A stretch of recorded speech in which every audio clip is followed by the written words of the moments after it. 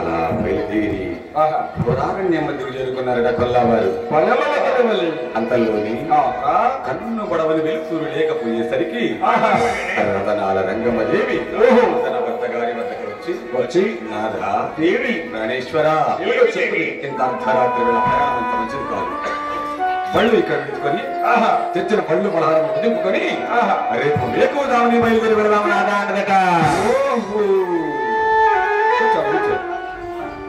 పాడదాం కూర్చో, నేను కూర్చో ప్రశాంతంగా.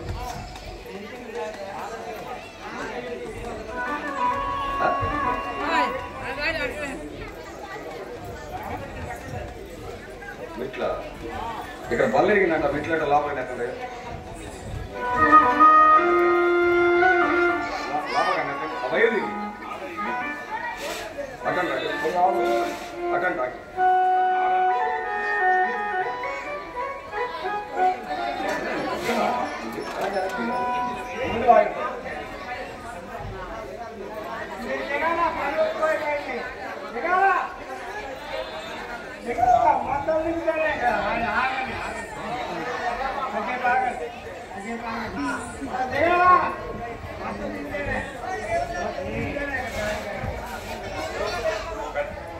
ఏడుగొండలవాడ వెంకటరమణ గోవిందా మాటలు కాదలేనటువంటి తెచ్చిన పళ్ళు పలహారం ఉదింపుకొని అక్కడే కూర్చొని ఉన్నారట. కానీ రతనాల రంగమ్మ దేవికి నిధుల పట్టక అలా 12 కూర్చొని ఉన్నది. పైన పుచ్చకాయ కూళ్ళు చేసుకుని ఆ 2 దేవతా పక్ష నివాసముతూ ఉన్నాయి. పిల్లల మేతలకై దేవులోకి వెళ్ళినటువంటి దేవతా పక్షులు అలా ఇంటి వద్దకు వస్తూ ఉండగా నరవాసన వస్తున్నదట. ఆ నరవాసన చూసినటువంటి దేవతా పక్షులు అయినా కూడా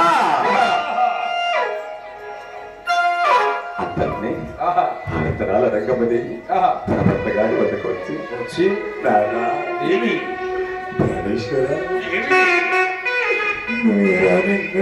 చంపట్టరాని వ్రతములు పెట్టాము కదా.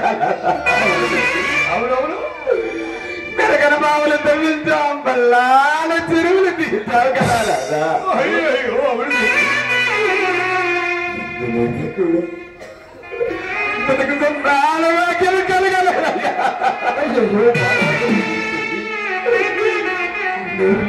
మూగ జీవాలు చూడు రాదా పిల్ల పాపలపై ఎలా ఉన్నాయో తీసుకుని వచ్చి నా చేతికి ఇవ్వరాదా. మాటలు విన్నటువంటి స్వామి గారు చెట్టు పైకి ఎగబాకి పక్షి పిల్లలు తీసుకుని వచ్చి రతనాల రంగమ్మ చేతికి ఇచ్చాడట. అది చూసిన రంగమ్మ దేవి పిల్లలు లేని మమకారం చొప్పున ఆ పక్షి పిల్లలతో ఆడి పాడి ఏ రమణ పల్లె ఆరంభం వస్తుందయ్యా.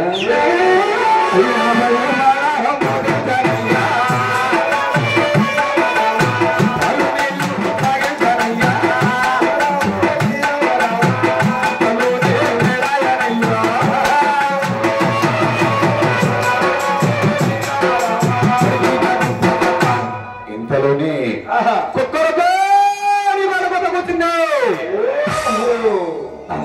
ప్రకారం పక్ష పిల్లలను గుట్లో పెట్టి ఏ విధంగా బయలుదేరి వెళ్తున్నారయ్యా.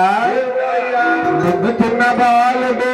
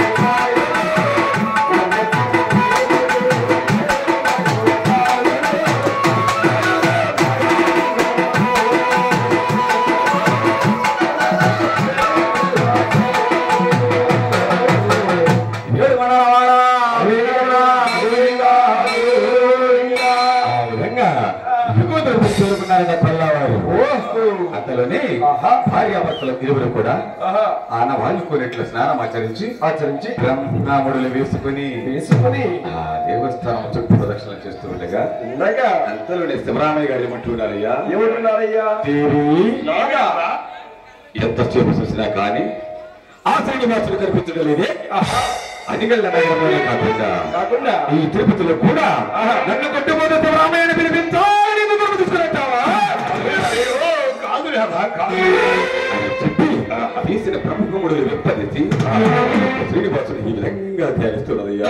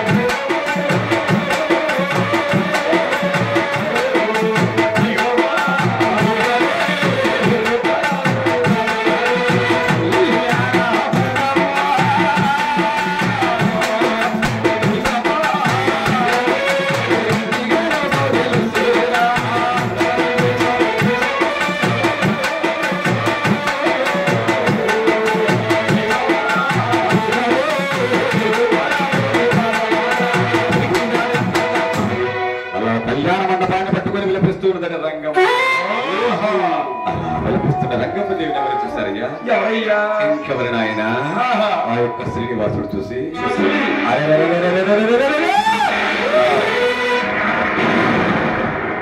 రంగమ్మదేవి ప్రసవం లేదనుతూ నా దేవస్థానం గురించి బాధపడుతున్నది అని చెప్పి గిరా గిరా గిరా గిరా గిరా గిరా గిరా తిరిగి రంగమ్మ ఎదుట ప్రత్యక్షమయ్యి రంగమ్మ ఘోరంగా దుఃఖపోవచ్చున్నావు. ఇయాలను లక్ష్యాలు లేక పట్టినావా? కట్టడ వస్త్రాలు లేక ఏమన్నా బాధపడుతూ ఉన్నావా అంటూ ఉండగానే ఆ మాటలు విన్నటువంటి రంగమ్మదేవి అయ్యా వీడు ప్రభులు కట్టుకుని తిరుపతి దేవస్థానంలోకి వచ్చినట్లయితే నా శ్రీనివాసుడు నాకు సంతానాలు ఇస్తాడన్నాడు. నేను ఇక్కడికి వచ్చిన వద్ద నుంచి ఆ శ్రీనివాసుడు కనిపించడం లేదయ్యా. నాకు సంతానాన్ని ఇచ్చేవాడయ్యా. మాటలు విన్న శ్రీనివాసుడు చూడమ్మా రంగమ్మ స్వామి ఆ శ్రీనివాసుడు నీకు సంతానాన్ని ఇవ్వకపోతే ఇవ్వకపోయాడు. అయ్యా నేను నీకు సంతానాన్ని ఇస్తాను రామమ్మ అన్నాడట. ఆ మాటలు విన్నటువంటి రత్నాల రంగమ్మ దేవి పరుగున వచ్చా చెక్కు చాచిందట.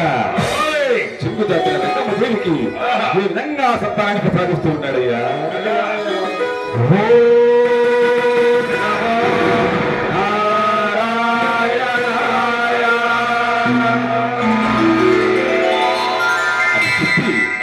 నాగనల్ల పుష్పము, ఒక ఖర్జూర పండు, ఒక విభూతి పండును రంగమ్మ దేవి అట్టడులో పెట్టాడట. అది తీసుకున్న రంగమ్మ దేవి తన భర్త గారి వద్దకు వెళ్ళి ఏమంటున్నదయ్యా.